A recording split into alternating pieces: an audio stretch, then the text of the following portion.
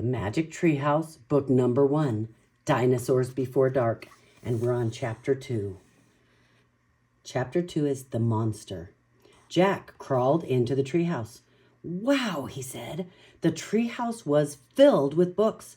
Books were everywhere. Very old books with dusty covers and new books with shiny bright covers.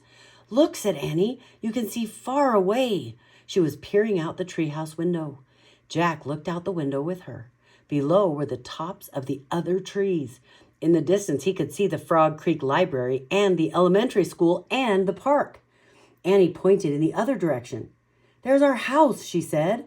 Annie was right. Jack could see their white wooden house with its green porch. In the yard next door was their neighbor's black dog, Henry. He looked very tiny. Hi, Henry, shouted Annie. Shush, we're not supposed to be up here, said Jack. Jack glanced around the treehouse again. He noticed that bookmarks were sticking out of many of the books. I wonder who owns all these books, he said. I like this one, said Annie. She picked up a book with a castle on the cover. Here's a book about Pennsylvania, said Jack. He turned to the page with the bookmark. Hey, here's a picture of Frog Creek, he said. Jack, it's a picture of these woods. Oh, here's a book for you, said Annie. She held up a book about dinosaurs. A blue silk bookmark was sticking out of it.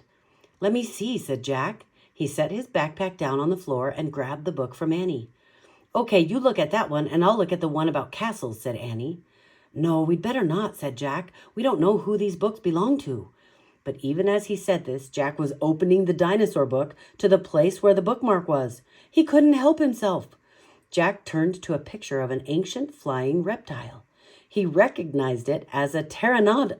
How do you say it, you guys? Pteranodon. Pteranodon? Let's see. We're going to look it up, shall we? You see the word right here. I think the P is silent. You guys help me figure this out. We are going to look it up. Hey, Alexa, how do you say pteranodon? Okay, but which language do you want me to translate to? She doesn't know. Let's see, you guys. I'm typing. Scotty Doesn't Know by Lustra from Apple Music. Alexa, stop. That was a mistake. Okay, you guys, let's see. We're going to type this in right now. Make sure we know how to say it correctly. Okay, hold on. How to pronounce P-T-E-R, pteranodon. What do you guys think? You guys probably already know because you know dinosaurs already. How to pronounce pteranodon. We'll see if I've been saying it correctly or incorrectly. Here we go. Pteranodon. Oops, pteranodon. Pteranodon. Ooh. Okay, if we're going to read a story about dinosaurs, we better know how to say their names. Okay, so he recognized it as a pteranodon. He touched the huge bat-like wings in the picture. Wow, whispered Jack. I wish we could go to the time of pteranodons. Jack studied the picture of the odd-looking creature soaring through the sky.